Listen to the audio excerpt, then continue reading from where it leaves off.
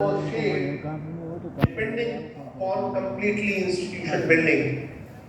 And though they were in the same neighborhood, had same climate, same land, almost same set of people, everything remaining the same, but institution building in the two regions made the difference.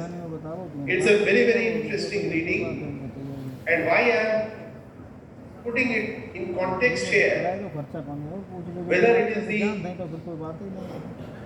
Sugar Technologies Association of India or NSI or any other institution of the state government or central government.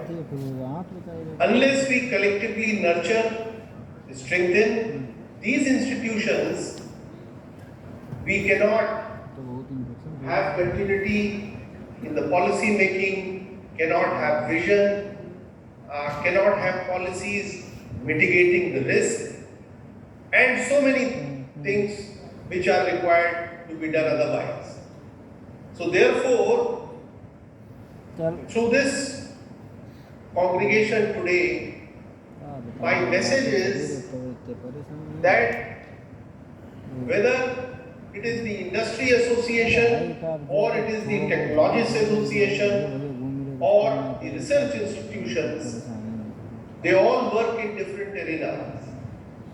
And in the context of sugar, they have an area where they are operating, but all their vision must be focused in one direction, and that direction has to be how do we make the producer happy, how do we make manufacturer happy, and how do we make consumer happy.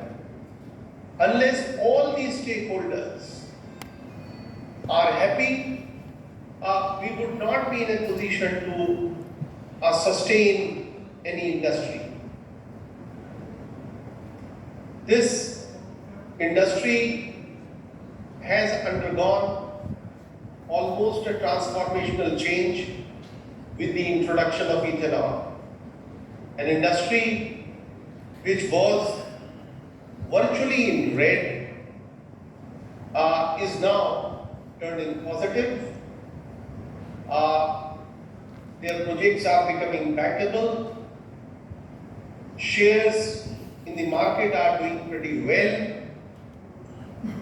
But that is not the end, as was very correctly pointed out by Mr. Narendra Mohan, that we have to keep our eyes and ears open.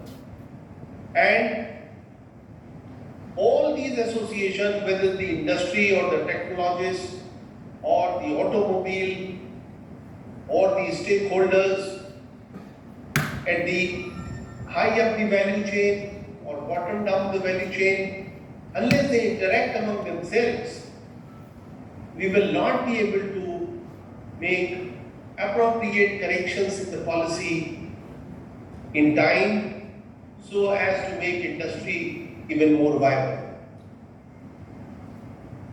We have seen, as was mentioned, various phases of this industry, and as the world continues to evolve, the lifestyle changes are happening.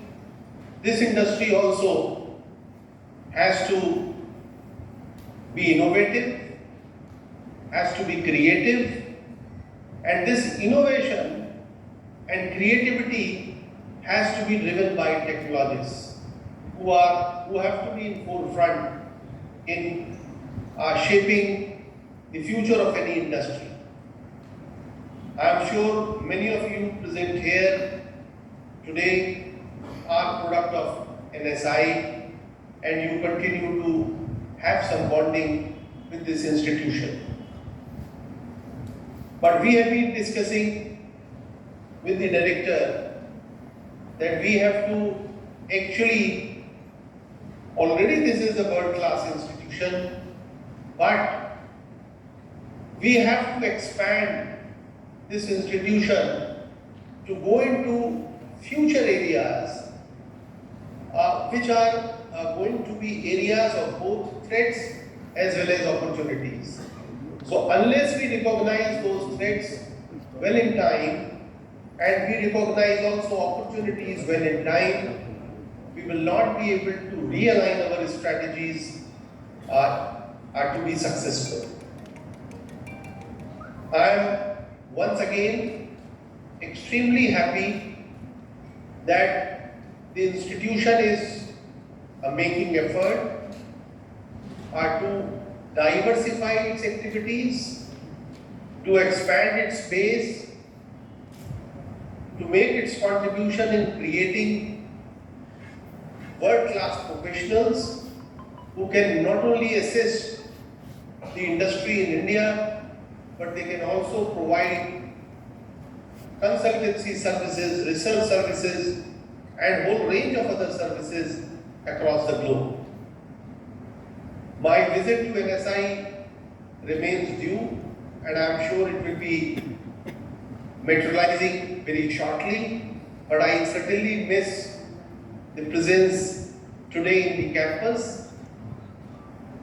But I am sure your deliberations are going to be very meaningful, very purposeful, and very forward-looking. I only expect industry, as one of the speakers mentioned, we cannot close our eyes from various policies that are in public domain.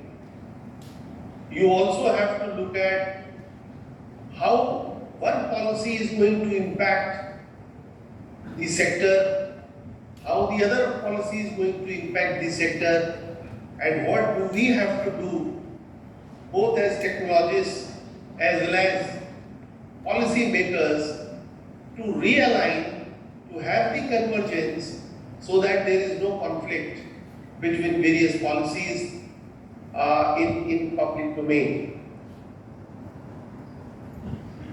There have been, I was listening to the entire proceeding since the morning. I saw, and it was very, very impressive, that how various awardees have made contribution to this industry throughout their professional life.